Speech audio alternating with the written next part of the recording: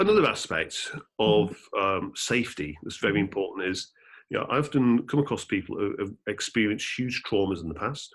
Okay. They might have PTSD. I found this with soldiers and such, or people that endured, big traumas in childhood. People that may have gone through a lot of traditional talk therapy and relived events over and over. Yeah. But the last thing they want to do is to go back into these memories. Yeah. Okay. They don't feel safe to do so. They might be re-traumatized. And if you've had PTSD, what you want to do is avoid looking at these memories. You learn to dissociate from them. You'll have addictions. You'll have, many strategies to not look at them. And suddenly you're saying, like, let's go and revisit your biggest traumatic memories. Yeah.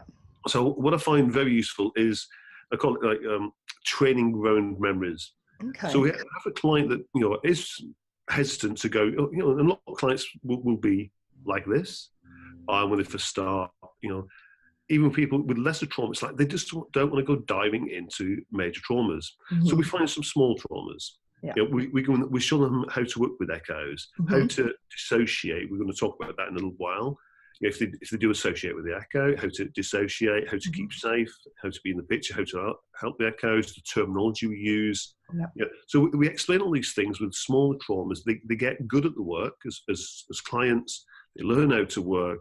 And then with that rapport that you build and safety and the knowledge of how to work with Matrix, then, as and when they're ready to go to the big traumas. And I think that's a really important consideration that probably a lot of our practitioners, and myself included, it's like, let's just go straight into the big traumas straight away.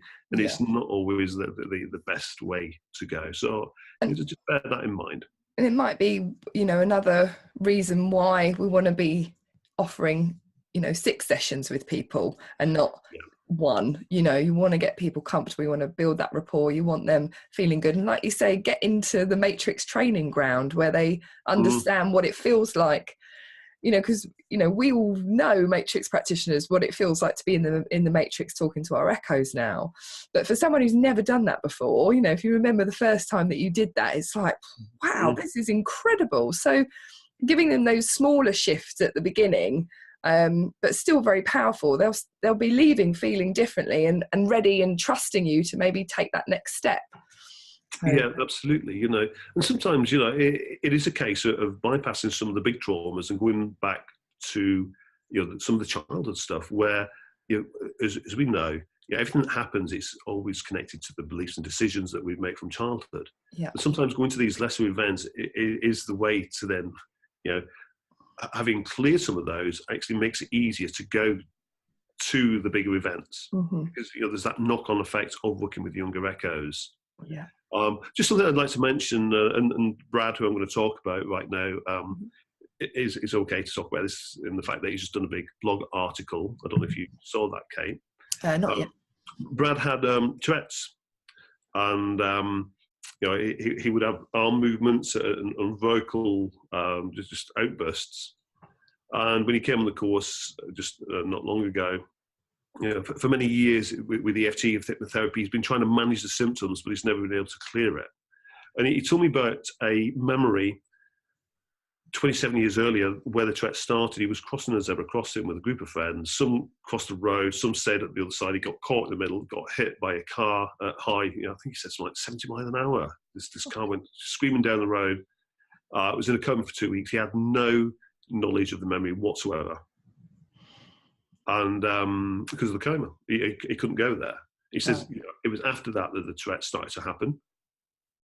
And if you listen to Dr. Bob Scare's work, he talks about any kind of tic or movement or cough or that's repetitive is a body memory. So to me, this is literally is going like the car's about to hit him, and it's like it's got stuck in his procedural memory. Yeah.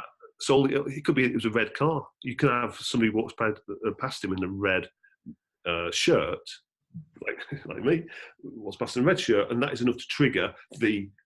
Yeah. Oh, right. I see. So what we did was I got him to think about Tourette's, which has a very strong field. When you've done it very often for many years, has a strong field.